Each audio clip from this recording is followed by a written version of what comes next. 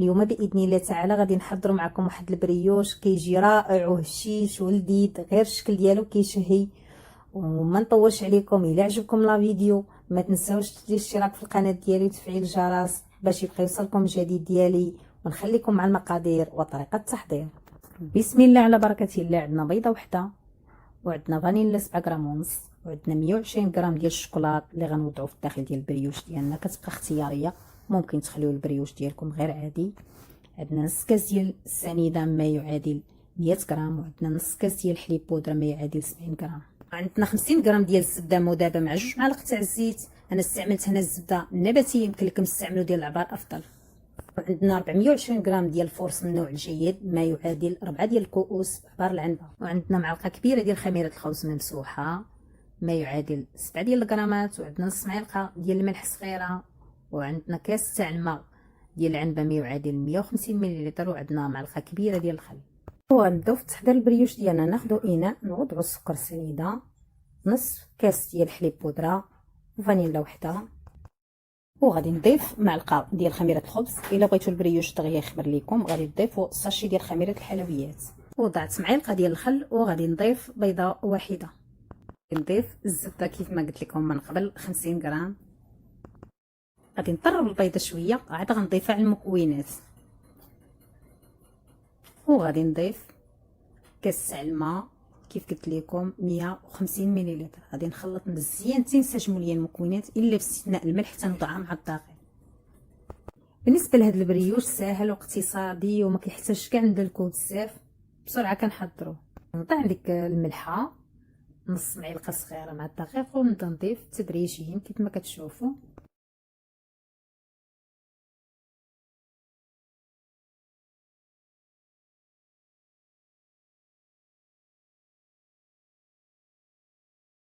بدات كتقال معنا العجين. غادي نوضع الكميه كلها اللي عندي ديال 420 غرام. هنا ما غاديش نبقى نستعمل الخلاط اليدوي، غنستعمل غير اليد ديالي. غنستمر مع العجين. كتبان لكم كتلصق شويه، غادي ندهنها واحد شويه منين نجمعها بالزيت باش تسهل لينا عمليه الدلك، ما تبقاش تلصق معنا في يدينا.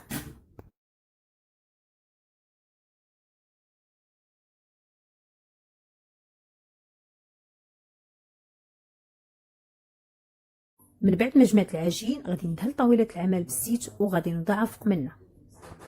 غتسهل علينا عمليه الدلك وما غاديش تبقى تلصق معنا في اليدين ديالنا. يمكن لكم تخليو الزبده حتى لهاد المرحله عاد كتبداو تدخلوا فيها، فانا كنستعمل طريقه بجوج. يمكن نوضع الزبده في هذه المرحله او نوضعها مذابه في الاول. من بعد ما دلكت العجين ديالي غير شويه، نتوما كما كتشوفوا ولات العجين ديالنا طريه، ما احتاجتش مني شي جهد كثير. هذا هو قياسها. غادي نعاود نرجع الاناء من بعد ما نظفتو ودهنتو شويه بالزيت، نعاود ندهنها بالزيت، وغادي نغطيها بلاستيك غذائي، ونغطيوها بشي سربيته اولا شي مينطه، ونوضعها على جنب ونخليها حتى تختمر معنا ويضاعف لها الحجم، وغندوزو باش نشكلوها. من بعد ما اختمر معنا العجين، ها نتوما كما كتشوفوا انا ما خليتهاش وقت طويل، خليتها غير شي ساعه الا ربع. خرج منها شويه الهواء، عاد غنبدا نشكل فيها. غادي ندير كويره كبيره اللي غنوضع في الوسط. انا غنستعمل هاد اللاطه ديال الفران، وغادي ندير الباقي صغير من الحجم ديال هادي. بالنسبه لهاد الطريقه اللي استعملتها انا، يمكن لكم تشكلوا على الطريقه اللي بغيتو نتوما، تخليو كريسات كاملين يجيو قد غاد. يمكن لكم تستعملوه كيف الطريقه اللي حبيتو نتوما. كيف كنقول لكم دائما الانسان كيبدع وكيتفنن، داكشي اللي واخا كيكون بسيط كيقدر يعجب ليه وليداتو ويحبوا ليه الاكل اكثر. من بعد ما شكلت العجين ديالي، بالنسبه للاطا انا دهنتها غير بالزيت. يمكن توضعوا فيها ورق الطهي كيبقى لكم الاختيار. سرحت هذيك القريصه الكبيره هي الاولى، ودرت فيها قطعه تاع الشوكولات، وتنسد عليهم بهذه الطريقه كيف ما كتشاهدوا. نحاول نقادها ونوضعها في الوسط النيشان، وغادي نسرح هاد الكويرات الصغار، نضغط عليهم شويه بيديا. وغادي نستعمل هنا المدلك. يمكن لكم تستمروا في التسريح غير بيديكم، انا استعملت المدلك باش نسهل عليا اكثر. كيف ما كتشوفوا العجين ديالنا لين دلكناه بالزيت، ما كيتلصق ما حتى شي حاجه. وضعت قطع من الشوكولات وكنبرم بسهوله، وكنوضعها على هذا الشكل في اللاطه.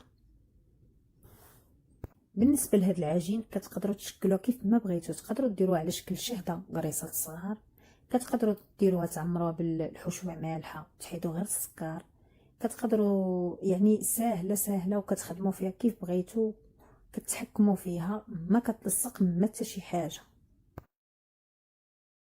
بالنسبه لهاد الطريقه ديال العجين انا كنصح بها المبتدئات، غنقول لهم ديروها غير بهاد الطريقه ما غاديش تلصق معاكم وغتخدموها بسهوله. مازال ان شاء الله غادي نحضر معكم بريوشات اخرين اللي كيجيو ساهلين وفي المنظر ديال هائل ومعتبر وكيجيو زوينين بزاف ان شاء الله. انا غنبقى مستمره في تشكيل العجين حتى نكمل العجين اللي عندي كامل وغنشوفوها كيفاش غتجي في اللاطه.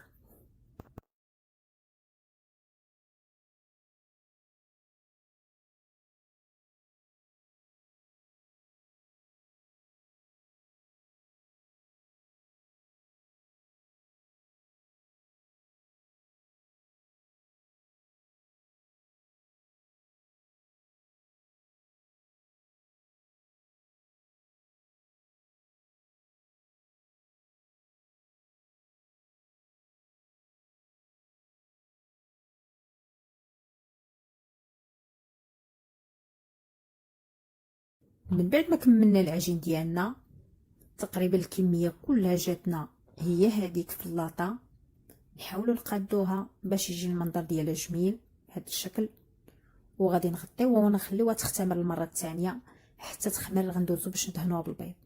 من بعد ما اختمر معنا العجين انا هنا خليته غير 15 دقيقه. بالنسبه للبيض درت معاه معلقه صغيره ديال الخل ومعلقه كبيره ديال الحليب، ضربتهم ودهنت بهم البريوش على هذا الشكل. بالنسبه لطريقه التزيين كتبقى على حساب الرغبه والاختيار، تقدروا من بعد ما دهنوهم بالبيض شرطوهم شريطات بالموس على حسب الشكل اللي بغيتو نتوما، اولا ترشوا عليه مشنشلان اولا كوكو مهرمش على حسب المتوفر. بالنسبه ليا حتى يطيبوا عاد غادي نكملهم في التزيين. من بعد ما ندهنهم غادي ندخلهم للفران بارد ما مشعولش تاع الضوء، وغادي نشعل عليه من الفوق ومن التحت درجه الحراره 160 حتى يطيبوا، وغادي نتلاقاو نشوفوا الشكل ديالو. وهذا هو الشكل ديال البريوش ديالنا من بعد ما خرجناه من الفران، كيجي محمر وطيب مزيان، كيشكل على شكل وريضه. غادي يعجب وليداتكم خصوصا الا درتوه لهم بهذه الطريقه، حتى لو كانوا ما كيحبوش لكم الاكل فغيعجبهم بهذه الطريقه وغيعجبهم بزاف. تقدروا كاع ما تزينوهم، تقدروا تخليوهم غير سامبل. انا بالنسبه لي هنا دهنتهم بالمربى تاع الحلوى وغرش عليهم شويه تكاوكاو. غادي نبقى مستمره في التزيين وغادي نتلاقاو باش نشوفوهم كيفاش كيجيو حتى في الداخل ديالهم.